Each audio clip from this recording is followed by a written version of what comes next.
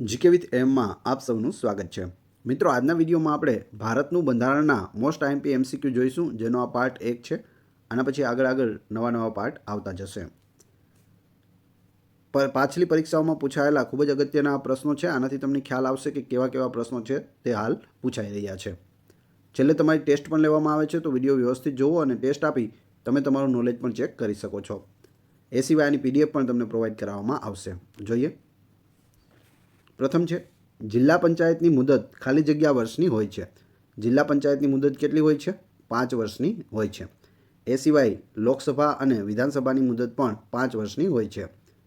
રાજ્યસભા અને વિધાન પરિષદની મુદત છે તે 6 વર્ષની હોય છે, જે એનો સભ્ય હોય તેની મુદત, બાકી એ બંને કાયમી ગૃહ છે। લોકસભામાં ગુજરાતની કેટલી બેઠકો છે? જીપીએસસી પ્રિલિમ્સમાં પૂછાયેલો પ્રશ્ન છે। લોકસભામાં ગુજરાતની 26 બેઠકો છે। કેટલી છે? 26 બેઠકો।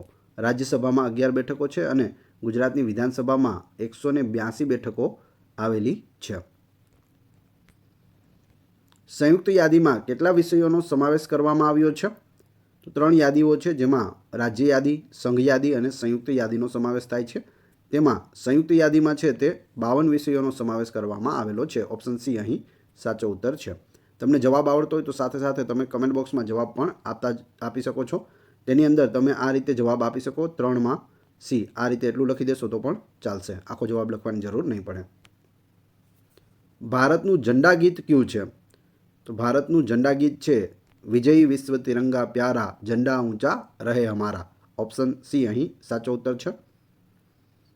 કેન્દ્રીય તકેદારી આયોગની રચના કોની ભલામણથી થઈ હતી? જીપીએસસી સોશિયલ વેલફેર ઓફિસરમાં પૂછાયેલો પ્રશ્ન છે। જવાબ આવશે સંતાનમ સમિતિની ભલામણથી કેન્દ્રીય તકેદારી આયોગની રચના કરવામાં આવી હતી। મૂળભૂત ફરજોનો વિચાર કયા રાષ્ટ્રના બંધારણમાંથી અપનાવાયો છે? જીપીએસસી ક્લાસ 1માં પૂછાયેલો પ્રશ્ન। તો જવાબ આવશે રશિયા। રશિયામાંથી આપણે મૂળભૂત ફરજો લીધેલી છે। મૂળભૂત ફરજો કેટલી છે આપણી? 11 મૂળભૂત ફરજો છે। પ્રથમ લોકસભાની રચના ક્યારે કરવામાં આવી હતી? જીપીએસસી ક્લાસ 1માં પૂછાયેલું। તો પ્રથમ લોકસભાની રચના છે તે ઈસવીસન 1952માં કરવામાં આવી હતી। ભારતની સામાજિક સંરચના કઈ બાબત પર આધારિત છે? આર્થિક, વૈચારિક, જ્ઞાતિવાદ કે રાજનૈતિક? તો જવાબ આવશે જ્ઞાતિવાદ ઉપર આધારિત છે।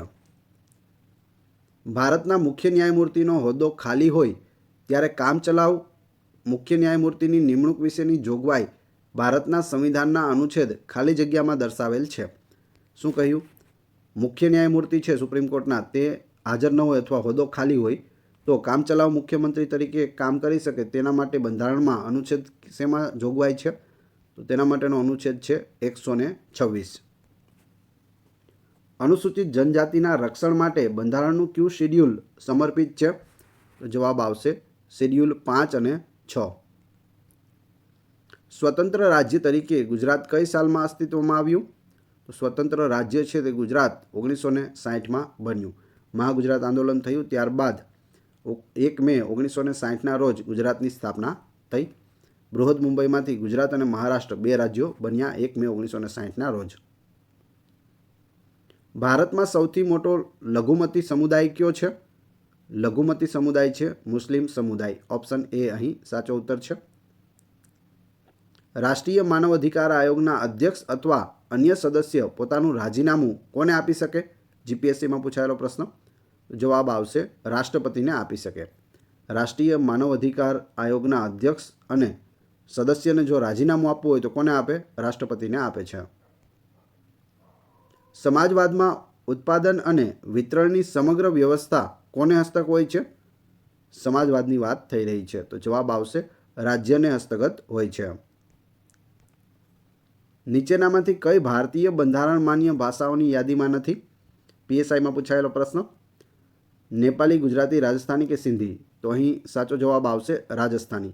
રાજસ્થાની ભાષા છે તે બંધારણમાં નથી। બંધારણમાં ટોટલ 22 ભાષાઓ છે। નેપાળી પણ છે, ગુજરાતી પણ છે, સિંધીનો પણ સમાવેશ થાય છે, રાજસ્થાની ભાષા નથી। ભારતના બંધારણમાં કેટલા પ્રકારની કટોકટીની જોગવાઈ કરવામાં આવી છે? તો 3 પ્રકારની કટોકટીની જોગવાઈ છે તે કરવામાં આવેલી છે। સરકારના કયા કયા પ્રકાર છે?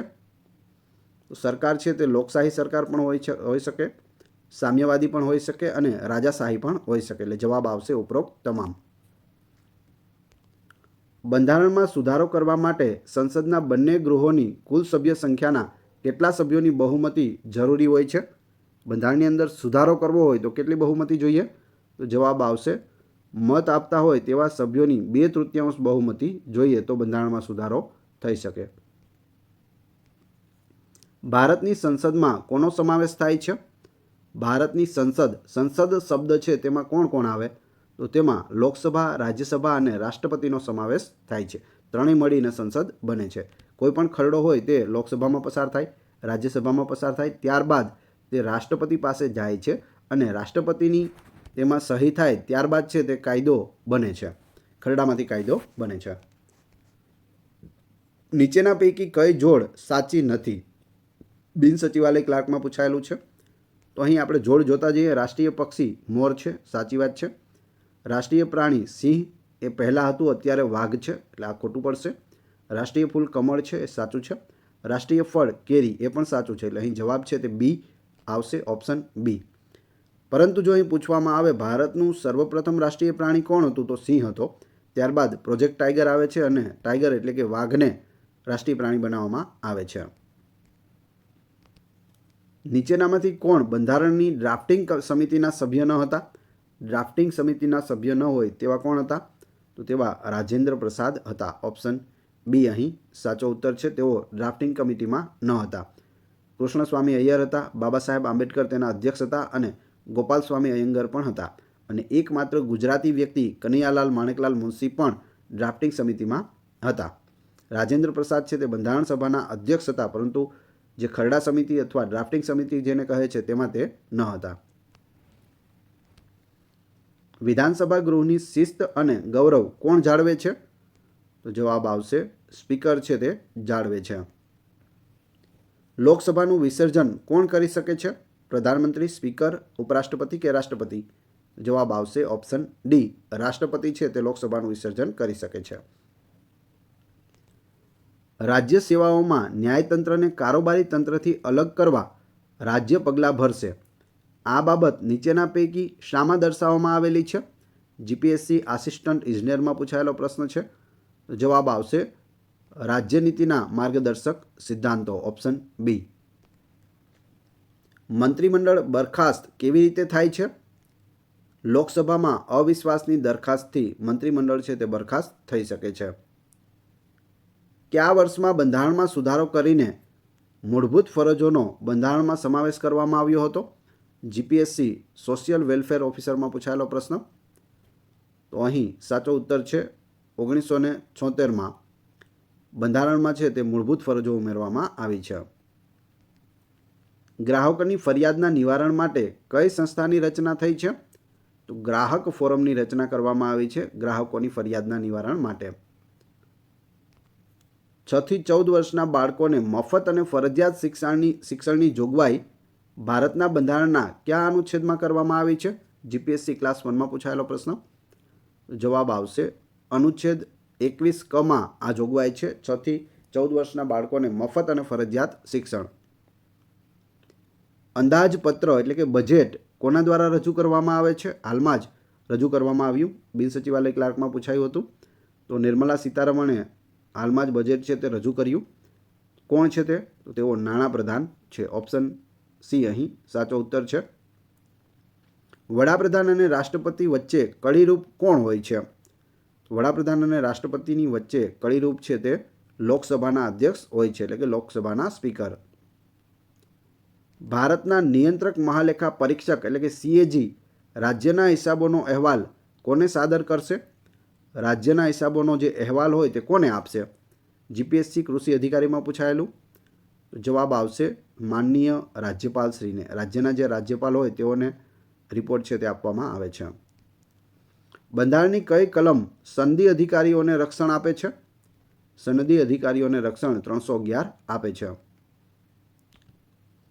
ભારતમાં 73મો બંધારણીય સુધારો કયા વર્ષથી અમલમાં મૂકવામાં આવ્યો? બિન સચિવાલય ક્લાર્કમાં પૂછાયેલું. જવાબ આવશે 1993થી અમલમાં આવ્યો છે. બંધારણ અંતર્ગત દ્વિગૃહી વિધાનસભા ધરાવતું રાજ્ય કયું છે? 2 ગૃહ હોય, એટલે કે વિધાન પરિષદ પણ હોય અને વિધાનસભા પણ હોય. જીપીએસસી મ્યુનિસિપલ ચીફ ઓફિસર 2017માં પૂછાયેલો પ્રશ્ન છે. તો જવાબ આવશે ઓપ્શન સી, તેલંગાણા. તેલંગાણામાં છે તે વિધાન પરિષદ પણ છે અને વિધાનસભા પણ છે. આપણે ગુજરાતમાં ફક્ત વિધાનસભા છે, વિધાન પરિષદ નથી. વિડીયો પસંદ આવી રહી હોય તો લાઇક અવશ્ય કરી દેજો અને ચેનલ ઉપર નવા હોય તો ચેનલને સબસ્ક્રાઈબ કરવાનું ના ભૂલશો, જેથી આગળ પણ તમને સારા સારા વિડીયો મળતા રહે. લોકસભાની રચનામાં કેન્દ્રશાસિત પ્રદેશોના પ્રતિનિધિઓની સંખ્યા ખાલી જગ્યાથી વધુ ન હોવી જોઈએ. કોમર્શિયલ ટેક્સ ઇન્સ્પેક્ટરમાં પ્રશ્ન પૂછાયેલો છે. તો શું જવાબ આવશે? 20થી વધુ ન હોવી જોઈએ. નાણાં પંચની રચના કોના દ્વારા કરવામાં આવે છે? નાણાં પંચની રચના છે તે માનનીય રાષ્ટ્રપતિ દ્વારા કરવામાં આવે છે. ભારતમાં નક્સલવાદી પ્રવૃત્તિ કઈ સાલમાં શરૂ થઈ છે? તો ઈસવીસન 1967માં તે શરૂ થઈ છે. નબળા વર્ગો કે પછાત વર્ગોના બાળકોને તેમજ બીપીએલ યાદીમાં નોંધાયેલ કુટુંબોના બાળકોને સરકાર માન્ય ખાનગી શાળામાં પહેલા ધોરણમાં વર્ગની કુલ ક્ષમતાના ખાલી જગ્યા ટકાની મર્યાદામાં ફરજિયાત પ્રવેશ આપવાનો હોય છે. કેટલા ટકાને આપવાનો હોય છે? તો 25% ફરજિયાત છે તે પ્રવેશ આપવો જરૂરી છે. જે આરટીઈ રાઇટ ટુ એજ્યુકેશન આવ્યું છે તેમાં આરટીઈના અંતર્ગત દરેક શાળામાં જે ખાનગી શાળા છે અને સરકારમાં નોંધાયેલી છે તેઓએ નબળા વર્ગો, પછાત વર્ગોના જે બાળકો હોય અથવા બીપીએલ યાદીમાં નોંધાયેલા કુટુંબોના બાળકો હોય તેવા 25% વિદ્યાર્થીઓને લેવા ફરજિયાત છે. સંસદના કોઈપણ ગૃહના સભ્યની ગેરલાયકાત વિશે અંતિમ નિર્ણય કોણ કરે છે? સંસદનું કોઈપણ ગૃહ એટલે લોકસભા કે રાજ્યસભા, એનો કોઈ સભ્ય હોય તો તેની ગેરલાયકાતનો નિર્ણય છે તે અંતિમ નિર્ણય કોણ કરે? રાષ્ટ્રપતિ કરે છે. ભારતમાં સંઘ સરકારની કારોબારીના બંધારણીય વડા કોણ છે? તો તે રાષ્ટ્રપતિ હોય છે. બંધારણીય વડા રાષ્ટ્રપતિ, કાર્યકારી વડા છે તે વડાપ્રધાન હોય છે. ભારતના બંધારણ 1950 મુજબ નીચેના પૈકી કઈ જોડ બંધ બેસતી નથી? બિન સચિવાલય ક્લાર્કમાં આ રીતે પ્રશ્ન છે તે પૂછવામાં આવેલો છે. તો અહીં જોઈએ તો બંધારણના ભાગ 3 અનુચ્છેદ 15 મૂળભૂત ફરજો તે ખોટું છે. સાચું છે તે આપણે જોઈ લઈએ. બંધારણના ભાગ 1 અનુચ્છેદ 1થી 4માં સંઘ અને તેના વિસ્તાર વિશે વિસ્તૃત માહિતી આપેલી છે. બંધારણના ભાગ 2માં અનુચ્છેદ 5થી 11માં નાગરિકત્વ આપેલું છે. નાગરિકત્વ આપણે કઈ રીતે મેળવી શકીએ તેની 5 રીતો છે તે આપેલી છે. બંધારણના ભાગ 4માં અનુચ્છેદ 36થી 51માં રાજ્યનીતિના માર્ગદર્શક સિદ્ધાંતો આપેલા છે. તો એ ત્રણેય સાચું છે. બંધારણના ભાગ 3 વાળું ખોટું છે. ભારતના મુખ્ય ચૂંટણી કમિશનરની નિમણૂક કોણ કરે છે? જીપીએસસી સોશિયલ વેલફેર ઓફિસરમાં પૂછાયેલો પ્રશ્ન. રાષ્ટ્રપતિ કરે છે.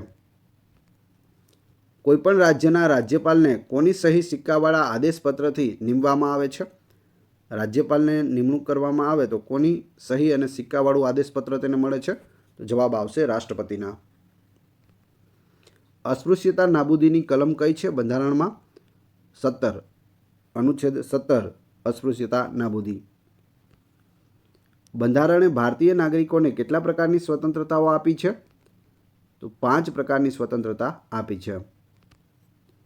ખરડા પર વિગતપૂર્ણ ચર્ચા કરવા માટે ખરડો કોને સોંપવામાં આવે છે? તો તે પ્રવર સમિતિને સોંપવામાં આવે છે. પ્રવર સમિતિ હોય છે તેને આપવામાં આવે છે. દેહાંત દંડની સજા માફ કરવાની સત્તા ફક્ત ખાલી જગ્યાને હોય છે. બિન સચિવાલય ક્લાર્કમાં પૂછાયેલું. દેહાંત દંડ એટલે કે મૃત્યુદંડની સજા થઈ હોય તો તેને કોણ માફ કરી શકે? રાષ્ટ્રપતિ કરી શકે. રાષ્ટ્રપતિને તે સત્તા હોય છે. તાલુકા પંચાયતમાં ઓછામાં ઓછા ખાલી જગ્યા અને વધુમાં વધુ ખાલી જગ્યા સભ્યો ચૂંટાયેલા હોય છે.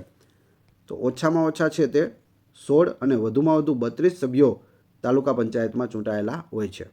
પૂછવામાં આવે કે નીચેનામાંથી ઓછામાં ઓછા કેટલા સભ્યો હોય? તો 16 હોય છે. વધુમાં વધુ છે તે 32 હોઈ શકે. કેવા પ્રકારની લોકશાહીમાં સામાન્ય રીતે પ્રમુખ સીધા લોકો દ્વારા ચૂંટાય છે? જે અમેરિકામાં લોકશાહી છે તે પ્રમાણે પ્રમુખીય લોકશાહી.